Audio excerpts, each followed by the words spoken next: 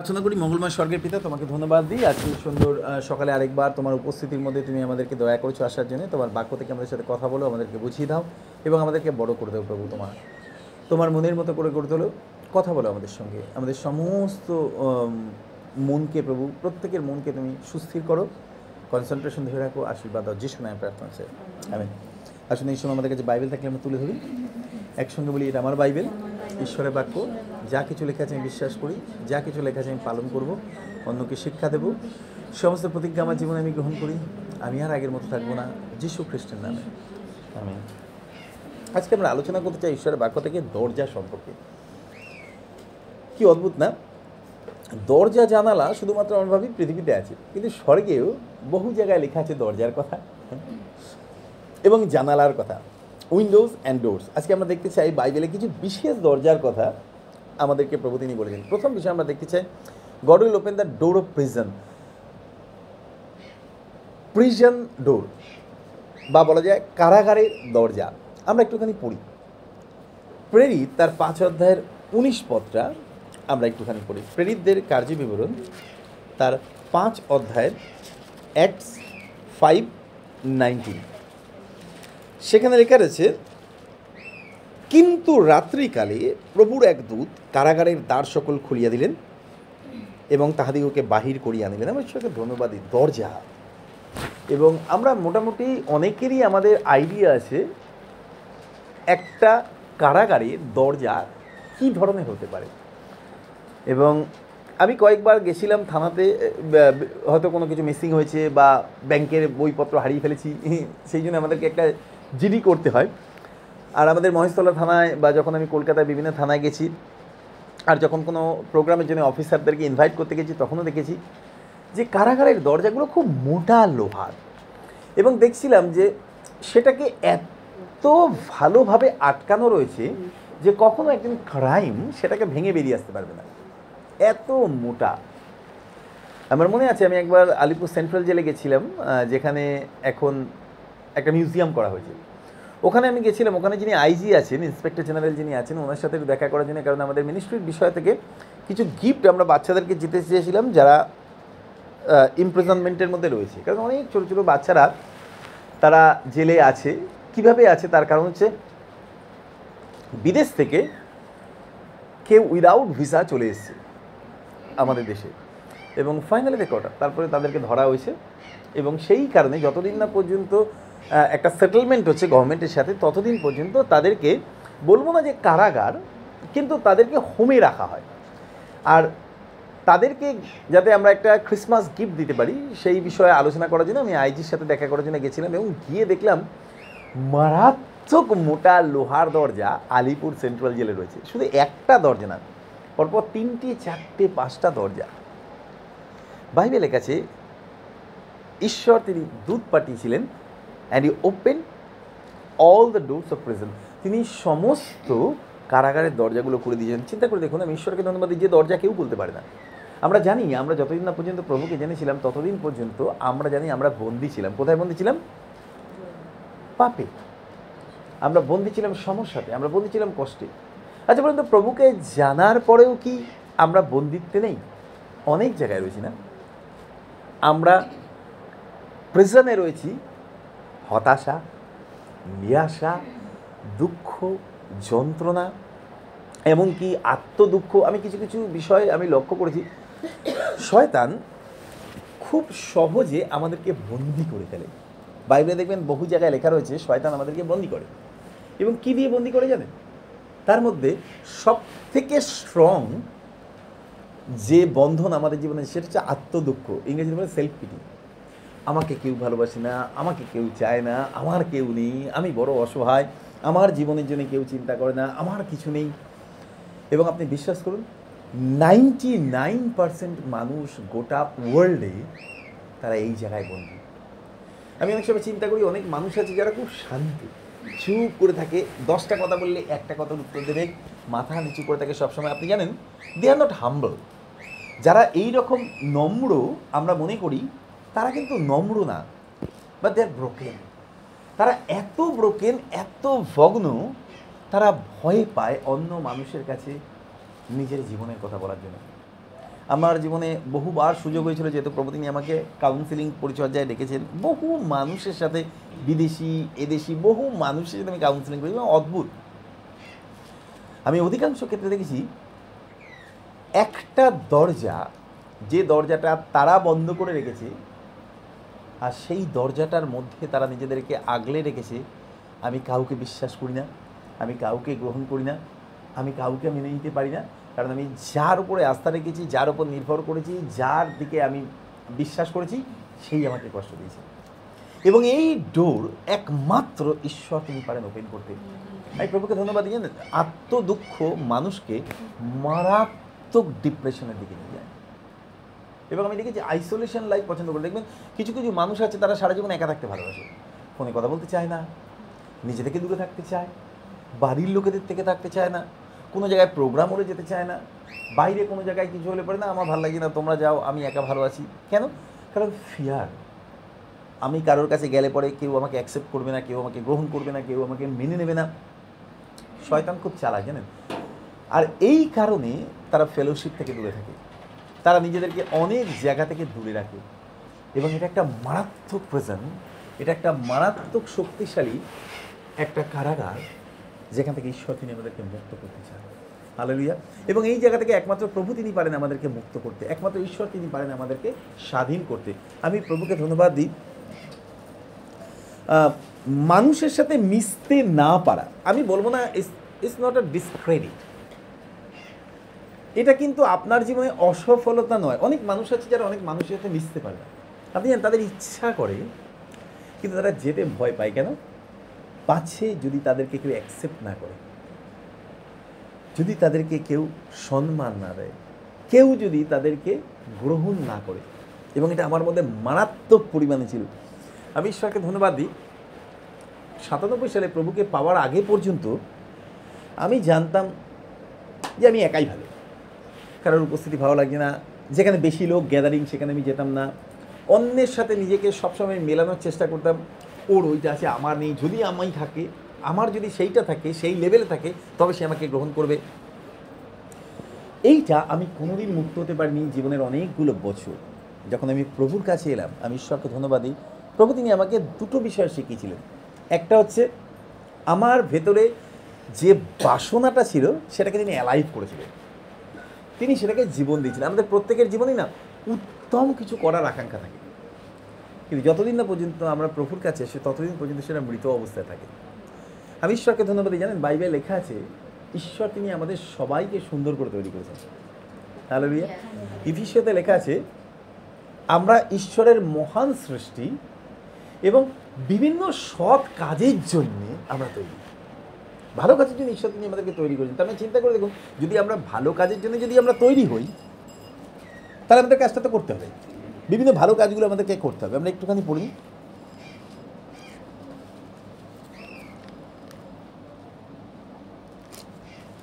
দেখুন ইফিসীয় তার 2 অধ্যায় 10 পাতা 25, কারণ আমরা তাহারই রচনা, রচনা মানে উই আর ক্রিয়েটেড বাই, আমরা তার দ্বারা সৃষ্ট হয়েছি, তিনি আমাদের সৃষ্টিকর্তা। এবং তারপরে লেখা যায় খ্রিস্ট যিশুতে বিবিধ সৎ ক্রিয়ার নিমিত্ত সৃষ্ট। আমেন বলুন। আপনি জানেন ঈশ্বর আপনাকে আর আমাকে তৈরি করেছেন, এই পৃথিবীতে পাঠিয়েছেন যেন আমরা ভালো কাজ করি। কেন আমরা করতে পারি না? কারণ আমরা দরজাটা বন্ধ করে রেখেছি। আমরা জানি আমাদের দিয়ে ভালো কিছু হবে না। ছোটবেলা থেকে বাবা মা থেকে শুনেছি তোকে দিয়ে কিছু হবে না। স্কুলে যখন গেছি, গাধা তোদেরকে যে খেয়ে পড়তে পাঠিয়েছে। চিন্তা করে দেখুন, শয়তান এত চালাক, ছোটোবেলা থেকে আমাদের জীবনে ভালো কাজ করার বাসনা, আমি জানি এটা আপনার মধ্যেও ছিল। কেন? কারণ আমরা দেখেছি যদি কোনো বয়স্ক মানুষ, এখনকার দিনে তো সমাজটা একটু অন্যরকম, কারণ প্রত্যেকের গ্রুপ অনুযায়ী মেশে। আমাদের সময় আমরা যখন ছোটো ছিলাম একটু ডিফারেন্ট ছিল, আমরা সবার সাথে মিশতাম, কারণ আমাদের সময় মোবাইল ছিল না, আমাদের সময় টিভি ছিল না, ইলেকট্রিক ছিল না। আর সেই জন্য আমাদের গোটা ছোটোবেলাটা এবং বড় হয়ে যাওয়া কৈশোর পর্যন্ত, যুবক বয়স পর্যন্ত আমরা সমাজে বিভিন্ন মানুষের সাথে মিশেছি। কী করে বুঝতে পারি এখন যে আমাদের মধ্যে ভালো কাজ করার বাসনা ছিল? যদি দেখা গেছে যে কেউ পড়ে গেছে, সঙ্গে সঙ্গে তাকে দৌড়ে গিয়ে তুলতাম। যদি দেখছি কোনো বয়স্ক মানুষ বা বয়স্ক মানুষ ব্যাগ নিয়ে যেতে পারছে না, আমরা তাদেরকে বয়ে দিতাম। যখন দেখছি যে কেউ কোনো কাজ করছে, একা করতে পারছে না, আমরা সঙ্গে সঙ্গে গিয়ে তাদের সাথে হাত লাগাতাম। যেচে স্কুলে স্যারকে বলতাম, স্যার আমি করবো কাজটা। আমরা অনেকে আছি এরকম না, স্টুডেন্ট যখন আমরা ছিলাম, আমরা যেচে স্যারকে বা ম্যাডামদেরকে বলতাম, স্যার আমি যাবো, আমি করবো। এটা আমাদের ভালোবাসা। বা দেখেছি যখন বাড়িতে কোনো অনুষ্ঠান হয়েছে, বিয়ে বাড়ি হোক বা অন্নপ্রাশন হোক বা অন্য কোনো প্রোগ্রাম হয়েছে, দেখা গেছে যখন বড় কেউ কাজ করছে আমরাও যাচ্ছি এবং ভেতরে একটা প্রাউড ফিল হচ্ছে যে আমি কাজ করার সুযোগ পাচ্ছি তাদের সাথে। হয়েছে না এরকম আমাদের এক্সপিরিয়েন্স? কেন বলুন তো? কারণ ঈশ্বর তিনি আমাদেরকে ভালো কাজ করার জন্যই সৃষ্টি করেছেন। বাইবেলে কাছে সেগুলো ঈশ্বর পূর্বে প্রস্তুত করেছিলেন যেন আমরা সেই পথে চলি। কেন আমরা পারি না করতে? কারণ শয়তান বিভিন্ন মানুষের মধ্যে থেকে আমাদেরকে ম্যানিপুলেট করেছে, আমাদেরকে এমনভাবে জর্জরিত করে দিয়েছে যে ভেতরে আমাদের ফান্ডামেন্টাল যে ফেইথ সেটা নষ্ট হয়ে গেছে এবং আমরা জানি আমাদের দিকেই ভালো কাজ হবে। আমার কোনো কিছু ভালো না। আপনি দেখবেন আমি বহু মানুষকে দেখেছি যখন তাদের মধ্যে মানসিক ডিপ্রেশন এসছে, প্রথম কথাই তাদেরকে বলতে শুনে গেছে আমার সব কিছু খারাপ, তুমি আমার সব কিছু খারাপ দেখো।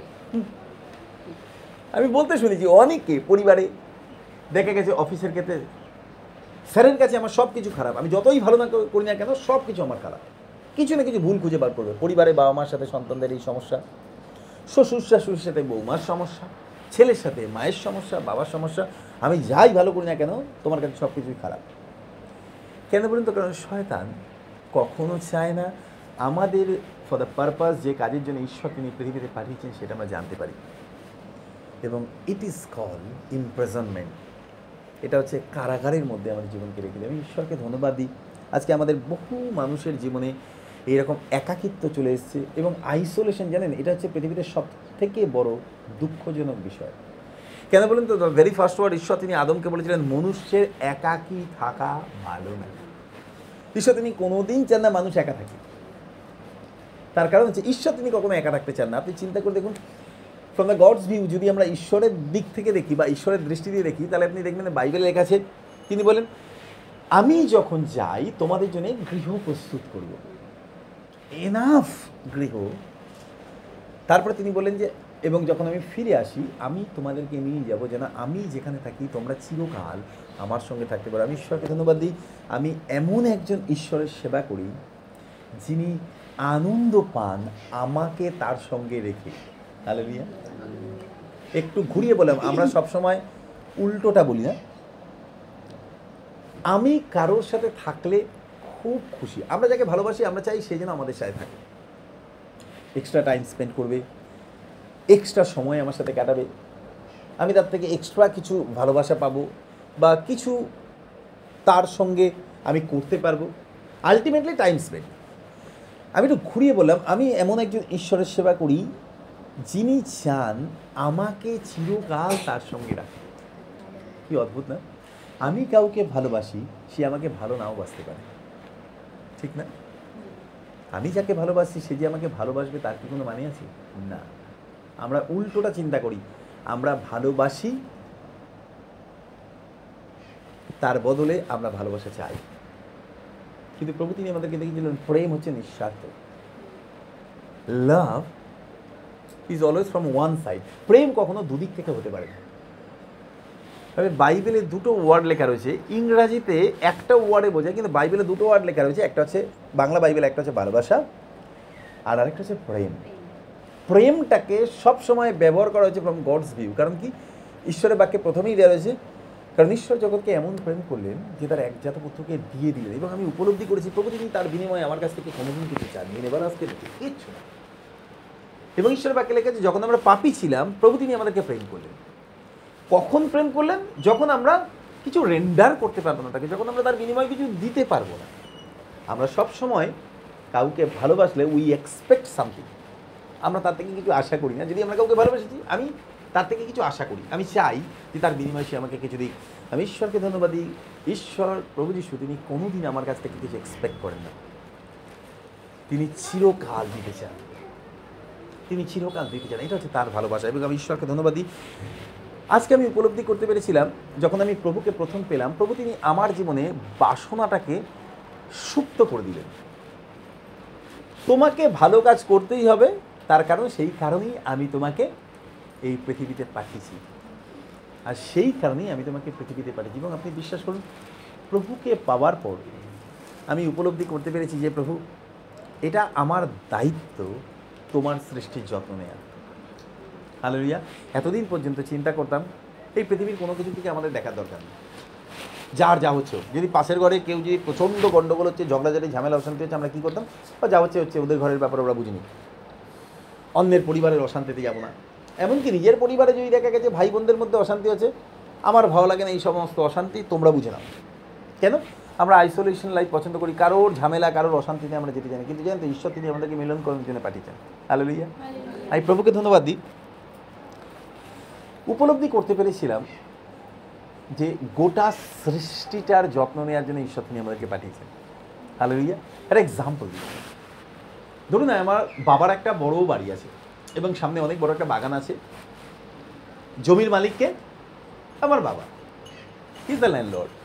তিনি জমির মালিক, কাগজপত্র তার নামে, সব কিছু তার। বাবা খুব সুন্দর একটা বাগান করেছে। একটা সময় দেখা গেল যে বাবা কিছুদিনের জন্য বাইরে গেছে, বলে গেল যে আমি বাইরে যাচ্ছি কিছুদিন, কাজের শেষে ফিরে আসবো।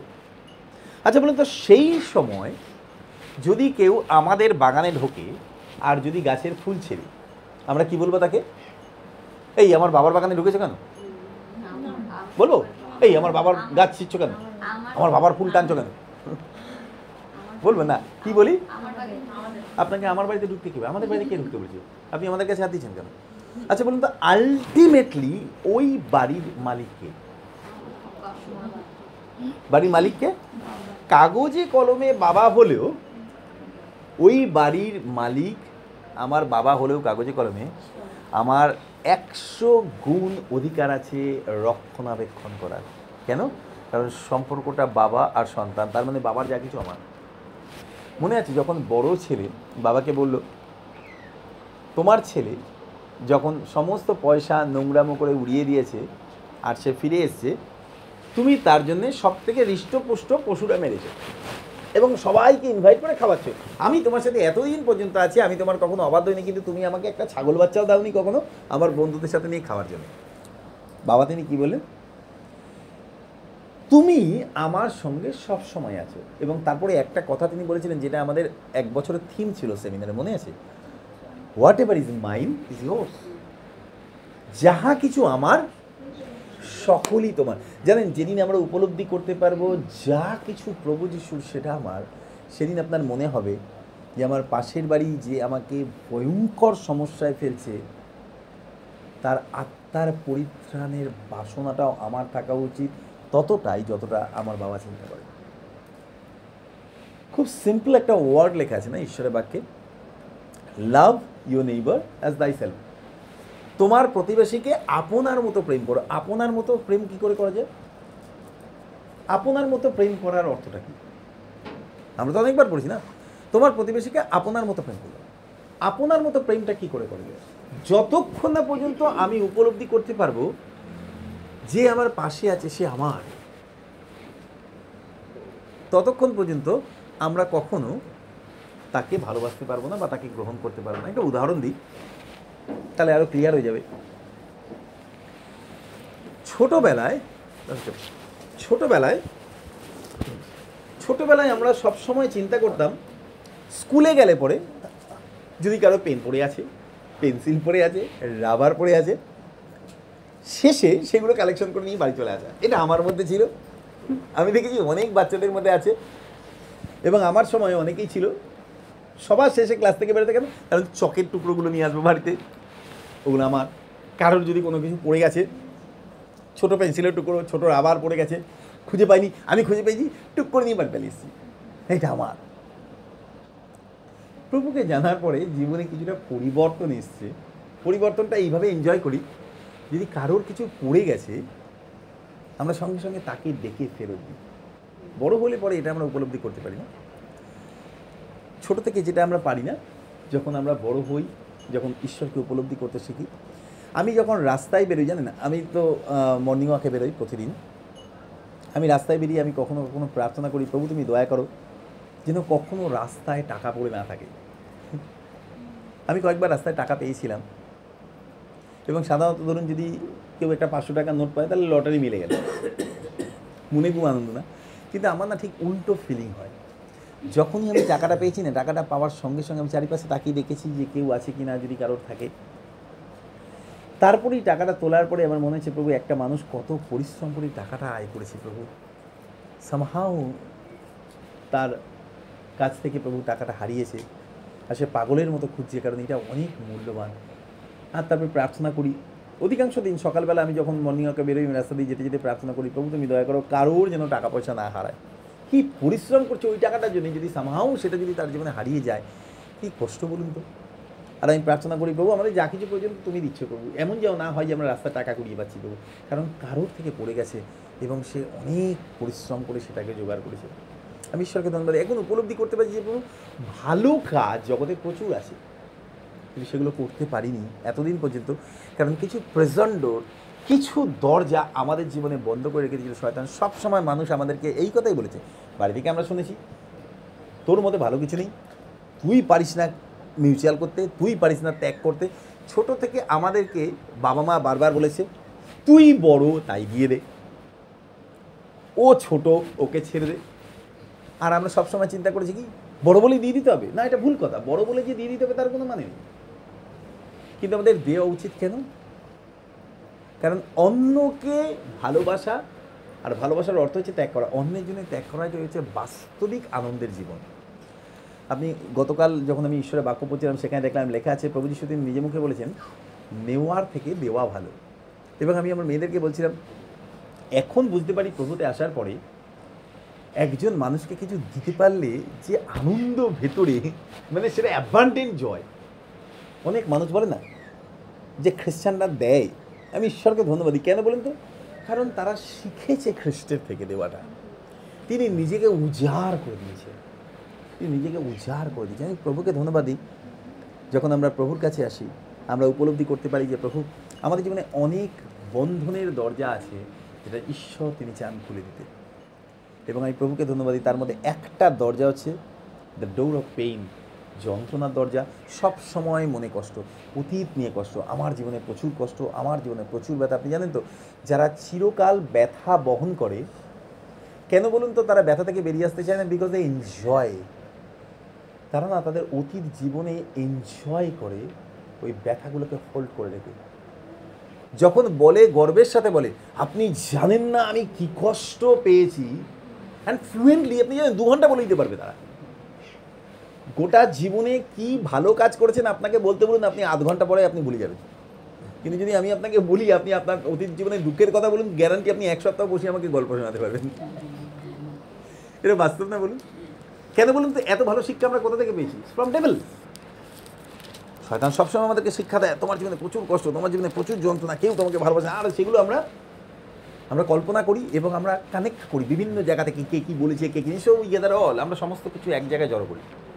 আর তারপরে আমরা প্রেজেন্টেশন করি, ভীষণ ভালো প্রেজেন্টেশন মানুষ করতে পারে তার দুঃখের জীবন নিয়ে।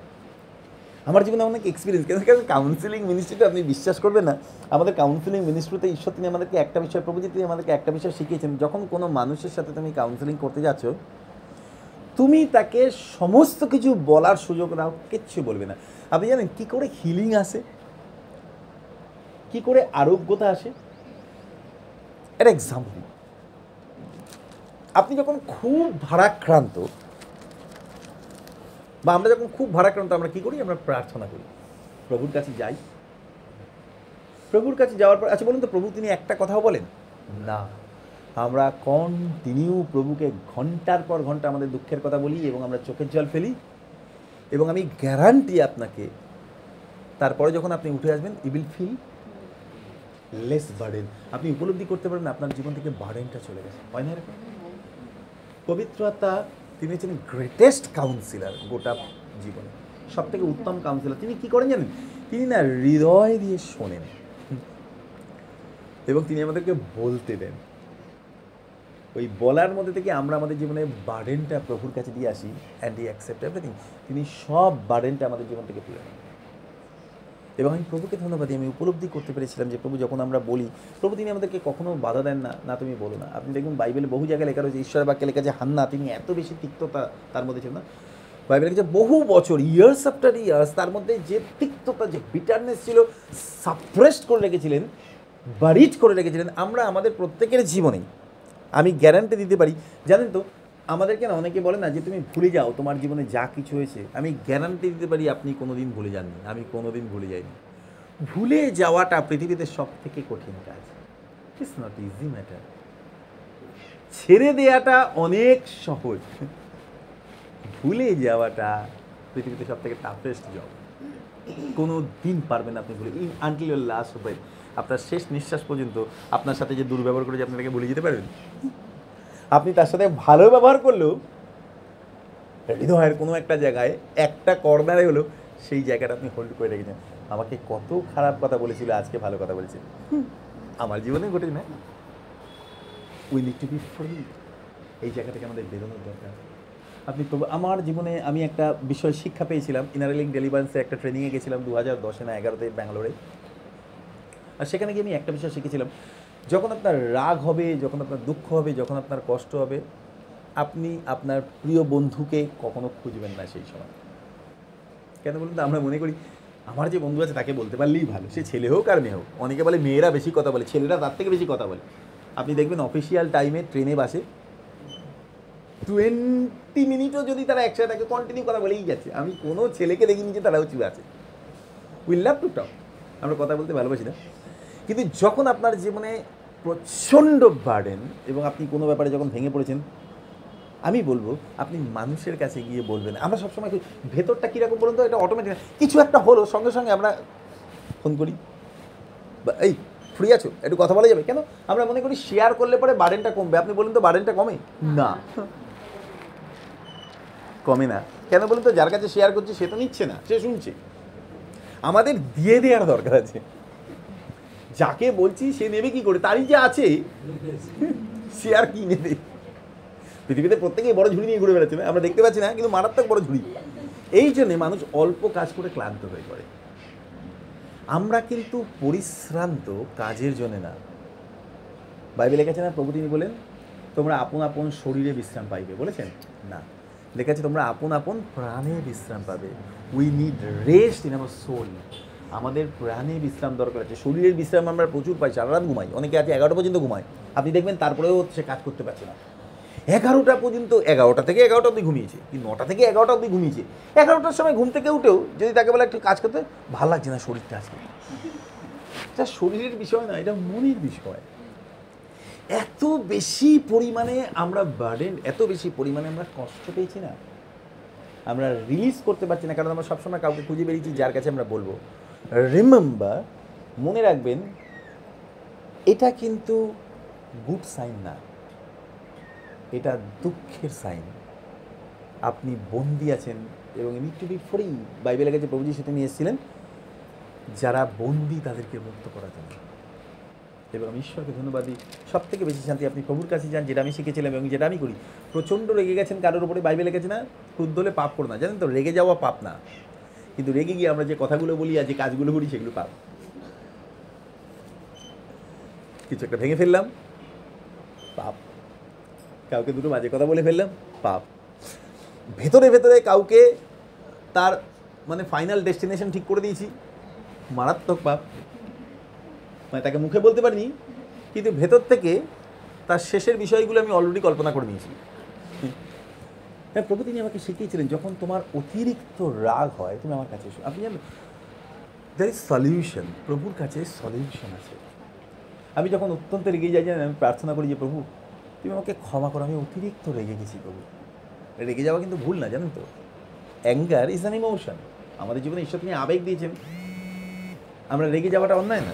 কিন্তু যখন আমরা রেগে যাই তখন আমরা উপলব্ধি করতে পারি যে কোনো একটা কিছুর সাথে আমার মিসম্যাচ হচ্ছে, আমি এটার সাথে একমত না, এটা আমার প্রতি অন্যায় হচ্ছে। অন্যায় হলে আমরা রেগে যাই। কিন্তু আপনি প্রভুর কাছে যান, প্রভুকে গিয়ে বলুন প্রভু আমি একটা ব্যাপারে খুব কষ্ট পেয়েছি। কখন আমরা রেগে যাই জানেন? যখন আমাদের ভেতরে ক্ষত তৈরি হয়। আমাদের জীবনে রেগে যাওয়ার কারণ আছে। যখন আমরা কাউকে বিশ্বাস করছি, কেউ বিনা কারণে আমার হৃদয় ক্ষত করেছে, বা আমি কাউকে চিনি না, আমি কারো বিরুদ্ধে অন্যায় করে নিয়ে সে আমাকে আঘাত করেছে, যে আঘাতটা আমার ভিতরে ক্ষত এনেছে, তখন আমরা রেগে যাই। যতক্ষণ না পর্যন্ত সেই ক্ষতটা সুস্থ হচ্ছে ততক্ষণ পর্যন্ত আপনি সেই রাগ থেকে মুক্ত হতে পারবেন না। এবং কে সুস্থ করতে পারেন বলুন তো? যিশু, প্রভু যিশু। বাইবেলে তোমরা আমার কাছে এসো, এন্টায়ার লাইফ আমরা প্রচার শুনছি, এন্টায়ার লাইফ আমরা শিক্ষা দিচ্ছি, কিন্তু ভেতরে রাগ আর যায় না, তিক্ততা আর যায় না। আপনি চিন্তা করে দেখুন হান্নার জীবনের কথা। তিনি গেছিলেন, ইভেন এমনভাবে প্রার্থনা করেছিলেন যেটা মথিতে লেখা যে প্রভু যিশু তিনি দেখিয়েছিলেন। এক্সাম্পল ছিল হান্নার জীবন না। যখন তুমি প্রার্থনা করছো তখন তুমি হৃদয়ের অন্তরাগারে প্রবেশ করো এবং দরজা বন্ধ করো। কিছু দরজা আছে ঈশ্বর তিনি খুলতে বলেন, কিছু দরজা আছে ঈশ্বর তিনি বন্ধ করতে বলেন। কারণ হান্না তিনি জানতেন ওই কথা কাউকে বললে কেউ বুঝবে না। আজকে আপনার জীবনে আমার জীবনে একই বিষয় না, আমার জীবনে যা কিছু আছে কেউ বুঝবে না। আমরা অনেক সময় ফিল করি না কেউ বুঝবে না আমার কষ্ট। হান্না তিনি জানতেন এবং তিনি উত্তম মনোনয়ন করেছিলেন। তিনি কি করেছিলেন? তিনি প্রভুর কাছে এসেছিলেন, নীরবে অন্তরাগারে দরজা বন্ধ করেছিলেন এবং তার তিক্ততার কথা তিনি প্রভুকে বলেছিলেন আওয়ার্স অ্যান্ড আওয়ার্স। তার দু চোখ থেকে জল পড়ছিল এবং আমি ঈশ্বরকে ধন্যবাদ দিই। মনে রাখবেন একটা খুব সুন্দর বিষয়, অনেকে বলে আপনি কেন কাঁদছেন, কাঁদার কি দরকার আছে? ঈশ্বর তিনি স্বর্গরাজ্যে চোখে জল মুছে দেবেন। স্বর্গরাজ্যে তিক্ততা নেই, আর এটা কনফার্মেশন। স্বর্গরাজ্যে আপনি ব্যথা পাবেন না, যন্ত্রণা পাবেন না। আর সেই জন্য প্রভু তিনি বলেছেন আমি তোমার চোখের জল মুছে দেবো। চোখের জল মুছে দেওয়ার অর্থ হচ্ছে সেখানে ব্যথা নেই, কষ্ট নেই, যন্ত্রণা নেই। কিন্তু এই পৃথিবীতে আপনার চোখের জল আসবেই। চোখের জল শুধুমাত্র আপনি দুঃখ পেয়েছেন তাই জন্য নয়, it's a process of healing. আরোগ্যতার একটা পথ হচ্ছে চোখের জল। দেখবেন আপনি প্রভুর কাছে যখন আপনি কোনো বিষয় নিয়ে চোখের জল ফেলবেন, আপনি উপলব্ধি করতে পারবেন আমার জীবন থেকে বার্ডেনটা চলে গেছে। আমরা ফিল করতে পারি না প্রভু অনেক বোঝাগ্রস্ত ছিলাম, প্রার্থনা করে অনেক ফ্রি হয়েছি। কারণ কি জানেন তো, যে মুহূর্তে আমরা আমাদের বার্ডেন নিয়ে প্রভুর কাছে যাই, প্রভু তিনি একটা কুপা রেডি করে রাখেন। আমাদের প্রত্যেক সিঙ্গেল ড্রপ অফ টিয়ার্স তিনি কুপাতে সংরক্ষণ করেন। অ্যান্ড রিমেম্বার, কেন বলুন তো ঈশ্বর তিনি সংরক্ষণ করেন? সংরক্ষণ কোনটাকে করা হয়? যেটাকে যত্ন দেওয়া হয়, যেটাকে মূল্য দেওয়া হয়। And he values our tears. তিনি আমাদের চোখের জলকে মূল্য দেন। জানেন, যখনই আপনার কথা ঈশ্বর তিনি স্মরণ করেন, আমার কথা ঈশ্বর তিনি স্মরণ করেন, রিমেম্বার্স আওয়ার টিয়ার্স, তিনি আমাদের চোখের জল স্মরণ করেন। কারণ তিনি চোখের জল যত্ন সহকারে রেখে দেন। এটা আমাদের কাছে ভ্যালুলেস, বাট হি ভ্যালিউজ। তিনি অনেক মূল্য দেন আর তিনি জানেন তার জন্য আমরা কত কষ্ট করছি। And he brings solution. কিন্তু আমাদের প্রয়োজন আছে চোখের জলটা তার কাছে ফেলে। আমরা ফেলি নিজেদের দুঃখ কথা শুনে, আমরা ফেলি মানুষের কাছে, আমরা ফেলি সিনেমা দেখে, আমরা ফেলি অন্য কিছু চিন্তা করে। প্রপার জায়গায় আমাদের দেওয়া উচিত। ধরুন আপনি একটা গাছ পুঁতেছেন, আপনি গাছের গোড়ায় জল না দিয়ে আপনি ছাতে জল দিচ্ছেন, ওই গাছ কি বাঁচবে? কোনোদিন বাঁচবে না। আবার বলি, হান্না তিনি জীবনে উত্তম সিদ্ধান্ত নিয়েছিলেন। তিনি প্রভুর কাছে গেছিলেন। তিনি জানেন যে প্রভু এতদিনের যে তিক্ততার দরজার মধ্যে আমি বন্দী রয়েছি, কারাগারের মধ্যে বন্দী রয়েছি, প্রভু এটা থেকে মুক্ত হওয়ার একটাই পথ, ইউর প্রেজেন্স। আপনি দেখবেন গীতরচক তিনি বলেছিলেন তোমার সম্মুখে তৃপ্তিকর আনন্দ, তোমার দক্ষিণ হস্তে নিত্য সুখ হোক।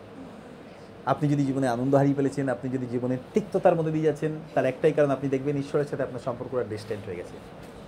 যে প্রভুর কাছাকাছি তাকে জানেন তো, শয়তান তাকে কখনো কষ্ট দিতে পারে না, কোনোদিন পারে না। কারণ জানেন সোর্স অফ জয় আমাদের সঙ্গে সঙ্গে রয়েছে। আনন্দের যিনি সোর্স, যিনি উৎস, তিনি আমাদের সঙ্গে সঙ্গে রয়েছেন। এবং আমি প্রভুকে ধন্যবাদ দিই। দেখবেন যখন আপনি প্রচুর বাইবেল পড়বেন, আপনি প্রচুর প্রার্থনা করবেন, আপনি প্রচুর ফেলোশিপে যাবেন, আপনি ভেতরে উপলব্ধি করতে পারবেন জয় ইজ বাবলিং। আপনার ভেতরে না আনন্দটা যেন উচ্ছলকে উঠছে না। বাইবেল পড়তে খুব ভালো লাগছে, প্রার্থনা করতে খুব ভালো লাগছে, কাউকে প্রভুর কথা বলতে খুব ভালো লাগছে। অ্যাকচুয়ালি এইটাই হচ্ছে খ্রিস্টীয় জীবন। হান্না তিনি উপলব্ধি করতে পেরেছিলেন, তাই তিনি প্রভুর কাছে গিয়ে নিজের হৃদয়কে তিনি উজাড় করে দিয়েছিলেন। বাইবেলের কাছে তিনি ফিরে গেছিলেন উইথ অ্যান আনসার, স্যাটিসফ্যাকশন নিয়ে ফিরে গেছিলেন। এলি তিনি জানতেন না, তিনি বলেন তুমি যে ব্যাপারে প্রভুর কাছে চেয়েছো তিনি তোমাকে তাই দিন। এবং দ্যাট ভেরি ইয়ার, সেই বছরে হান্না তিনি সমুয়েলকে পেয়েছিলেন। Such blessing. আজকে গোটা বাইবেল আমরা পড়ে জানতে পারি, যতজন পরে আমরা জানতে পারি স্যামুয়েল তিনি কতটা আশীর্বাদযুক্ত মানুষ ছিলেন। সো যদি আপনি আজকে উত্তম জায়গায় গেছেন, যদি আপনি প্রপার জায়গায় গেছেন, আপনি আপনার জীবনে বার্ডেন থেকে মুক্ত হবেন। কারণ দরজা একমাত্র, সেই দরজা একমাত্র প্রভু তিনি খুলতে পারেন। আপনার জীবনের দুঃখ থেকে বেরিয়ে আসার দরজা আপনার হাতে নেই, আপনার প্রিয়জনদের হাতে নেই, পাস্টারের হাতে নেই, বিশপের হাতে নেই, কাউন্সিলরের হাতে নেই, মন্ত্রীদের হাতে নেই, রাজাদের হাতে নেই।